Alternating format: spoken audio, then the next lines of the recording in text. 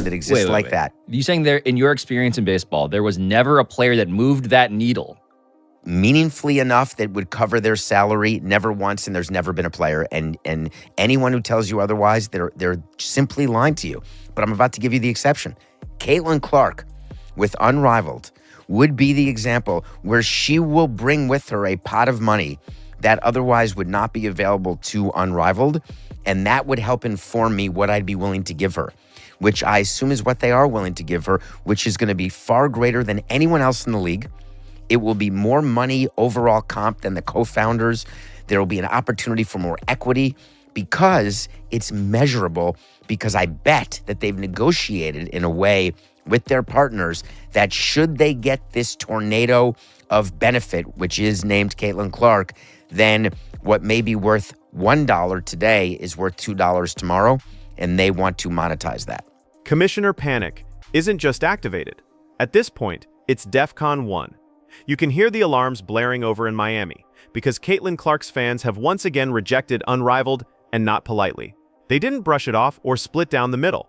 No, they crushed it, stomped on it, and made sure everybody watching understood exactly what the message was. Timing of Unrivaled announcing this is all strategic. They could have announced this at literally any other time. They are doing it as a negotiation tactic. We have also heard from players that the WNBA does not want players to play in Unrivaled, and they don't want them to play in overseas leagues. I have been one who has said from the beginning, I just don't see how these two leagues coexist.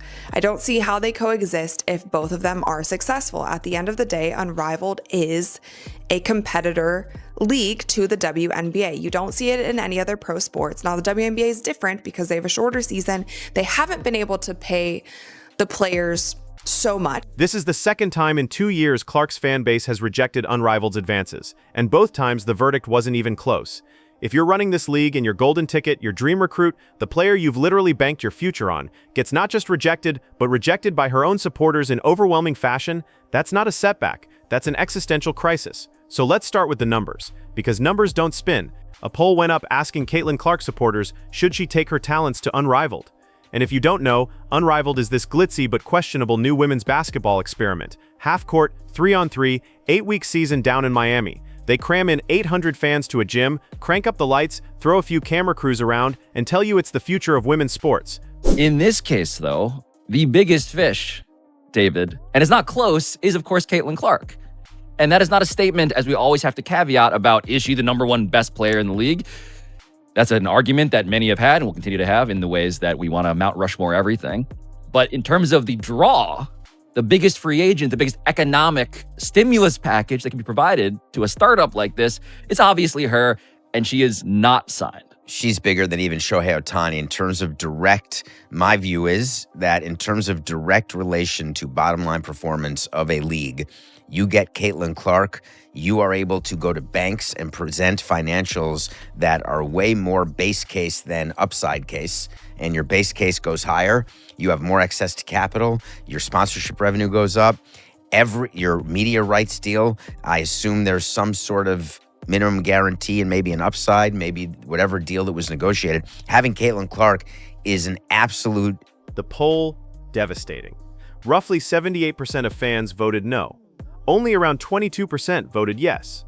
That's not mixed feelings. That's a slam, a body blow, a knockout in the first round. Well, I don't want to watch her play with players that they can't stand her and that she's going to benefit their league. That's all she's doing in the WNBA is benefiting a bunch of haters and their league. Let's be real. She is women's basketball as a whole, right? So Caitlin Clark's fan base didn't want her anywhere near Unrivaled's shiny logos, no matter how much money was on the table. And here's the kicker. It wasn't even the first time. Last year, the league approached her with an eye-popping offer, a cool $1 million to join for just 2 months. Think about that. 8 weeks of work, 10x her WNBA salary, doesn't matter. Back then, fans rejected it too, and not quietly. They shot it down overwhelmingly, the same as now. Twice in 2 years, the Caitlin Clark community has stared at a massive paycheck waving right in front of their star's face, and both times they said, keep it, we're not interested. When history repeats itself, it's not an accident, it's a pattern. And for Unrivaled, it's the worst possible pattern you could imagine.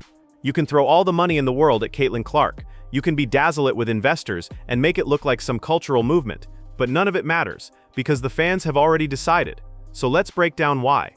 There were some new announcements that just came out, and this news was announced on September 8th. So just 7 months after the conclusion of its inaugural season, Unrivaled said it has been valued at $340 million. Some of the biggest headlines throughout this entire season are the CBA negotiations. They wore the shirts at All-Star, pay us what you owe us. From what we have heard from so many players, because they've been very outspoken, they have given us a lot of information about these talks. Things are not going well. The league and the players still seem to be bumping heads and not able to come to an agreement on these CBA negotiations. Now, the deadline ends on October 31st. They can extend it, but you guys, it just gets really tricky. And I think the timing of Unrivaled announcing this. First, let's talk about culture. Caitlin Clark, whether she likes it or not, is the lightning rod of women's basketball. Opposing players resent her attention. Some of her own teammates side-eye her star power. Jealousy, envy, call it what you want. It follows her every night in the WNBA. And now you're suggesting to fans that she should move into a league where this jealousy isn't just in the background, it's literally baked into the DNA. Remember, Unrivaled is player-owned and player-operated, which means walking into an arena where half your bosses are also your rivals. Think the tension in the WNBA is real now? Imagine turning up to a new league where the very people cutting your checks don't want you to succeed. Fans aren't dumb. They know that's a toxic setup, so they don't want her anywhere near it. It's fun in Olympic competition as a novelty, but as the foundation of a pro sports league, fans just don't see it. They don't care about it. It's half-court drills stretched into a TV package, and when you flip on the broadcast, it looks like exactly that. Dim lighting, awkward camera angles, empty-looking gyms. They can call it sold out at 800 tickets, but on screen it looks like a high school scrimmage. And here's the brutal truth. Caitlin Clark's fans love basketball, but they don't love gimmicks. They want her on the brightest stage, not in a glorified summer camp league. And finally, the key reason, trust. Unrivaled is brand new, unstable, still in startup phase, struggling to even prove its legitimacy. Caitlin Clark's audience doesn't trust the league, its leadership, its product, or its long-term stability. They see through it as a flashy cash grab, trying to ride Clark's coattails. They think she deserves better. Here's where Unrivaled's commissioner really thought they had the upper hand. Money. And on paper, they should have been right. Clark's WNBA rookie salary hovers around $78,000. Add in bonuses and endorsements, sure she makes more, but her actual team paycheck is laughable compared to what she generates. Then along comes Unrivaled waiving $1 million guarantee for 8 weeks.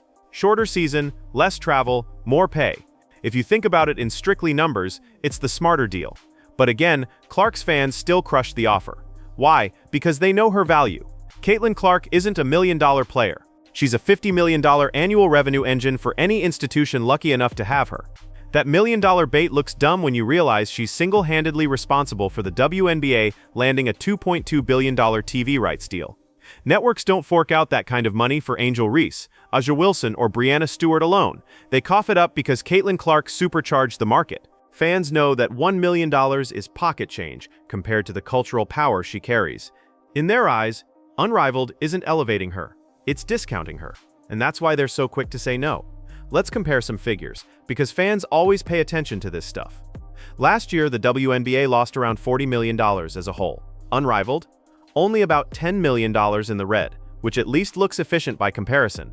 But here's the difference. One bleeds cash while growing viewership, expanding teams, and nabbing blockbuster TV rights deals. The other bleeds cash while averaging 150,000 viewers on a national network slot and pretending crowds of 800 are proof of success.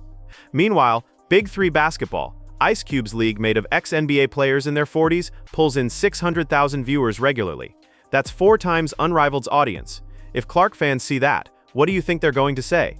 Why on earth should the best, most marketable talent in women's basketball lower herself into a product that can't even beat 40-year-old retirees hooping on weekdays? And here's the ultimate stat. Clark's presence made the WNBA outsell NBA games in certain markets this summer. Wrap your head around that. Not a few more viewers. Not just good for women's sports, she literally drove audiences larger than professional men's basketball. That's the kind of once-in-a-generation draw we're talking about. Why would her fans settle for anything less? Now let's address Unrivaled's baffling decision to expand. 2 new teams incoming, the Breeze and the Hive. Shiny graphics, branding campaigns, but here's the question every Caitlin Clark fan is asking. Expand for what? Who's watching? Who's tuning in? Who's buying?